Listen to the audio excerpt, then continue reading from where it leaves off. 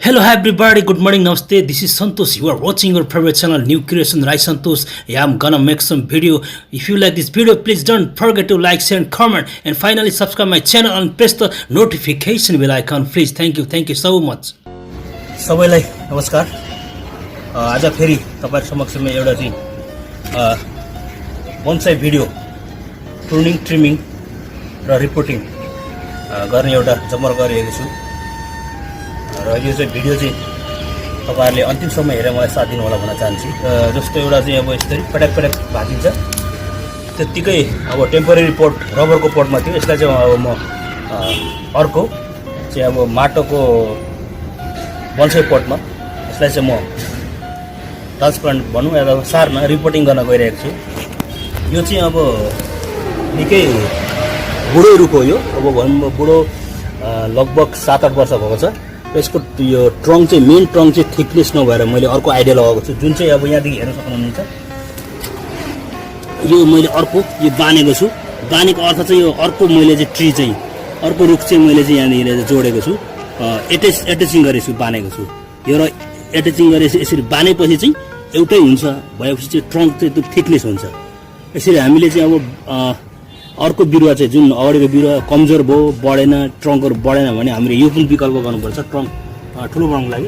र मैले चाहिँ यो आइडिया गरेको छु. अब यसलाई चाहिँ म रिपोर्टिङ गर्न गइरहेको छु.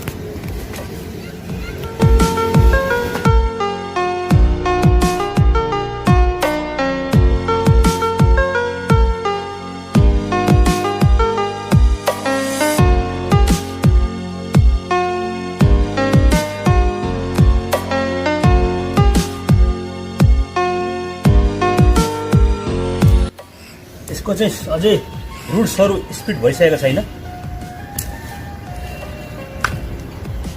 यो चाहिँ अब फाइकस नै हो. अब यो चाहिँ लोकल हाम्रोतिर लोकल अब स्वामी भन्छ त्यो जातको हो. यो भेरिगेटेड चाहिँ होइन, लोकल हो.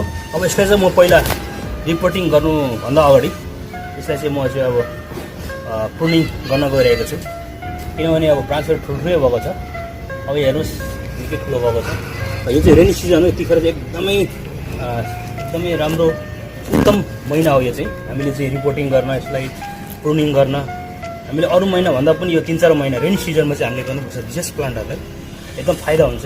मर्ने सम्भव धेरै हुँदैन, तर न्युट्रिसन चाहिँ हामीले मलहरू चाहिँ एकदम कम दिनुपर्छ. धेरै दियो भने फेरि खत्तम हुन्छ, बिरुवा मर्न सक्छ.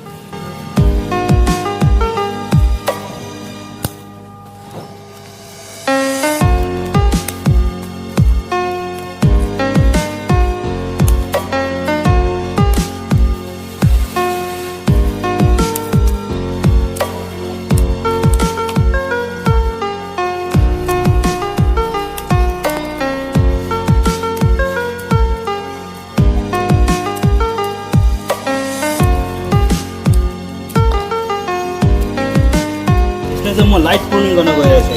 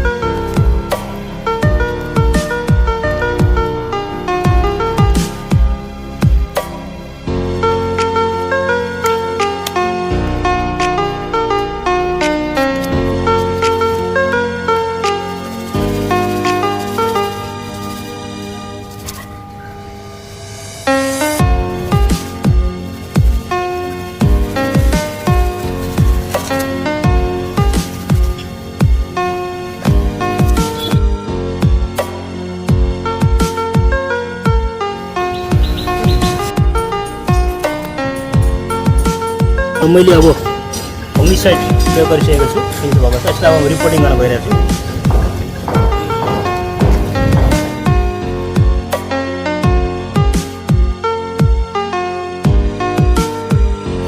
अब यो पट चाहिँ नर्मल माटोको हो, त्यति ड्युरेबल हुँदैन, सेरामिकको जस्तो हुँदैन, सिमेन्टको जति पनि खप्दैन पट चाहिँ। त्यही पनि अब प्रयोग गर्नैपर्छ। हुन्छ राम्रो हो, माटोको प्रयोग गर्नु राम्रो हो, धेरै राम्रो हुन्छ। काउडङ प्रयोग गर्न गइरहेको छु। यो काउडङ चाहिँ अब धेर हाल्नु हुँदैन, लगभग माटोमा अब लगभग 10-15% मात्रै, त्यहाँ धेर हाल्नु हुँदैन।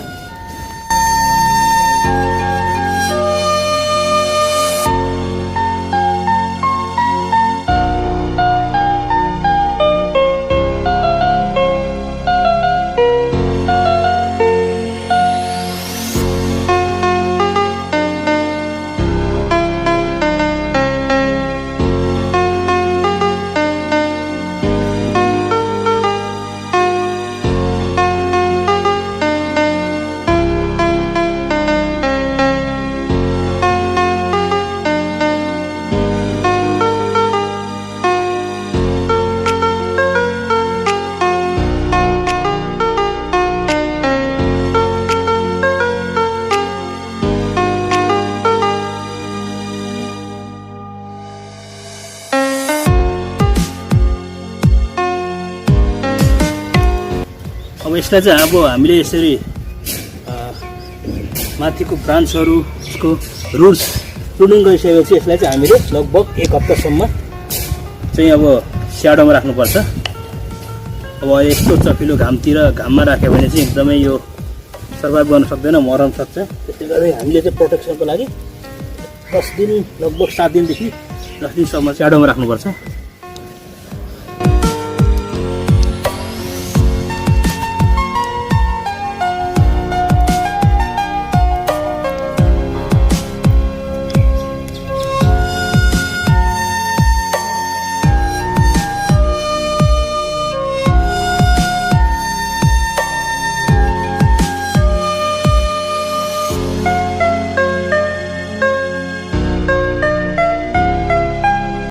र मेरो अब रिपोर्टिङ कार्य आजलाई यही समाप्त।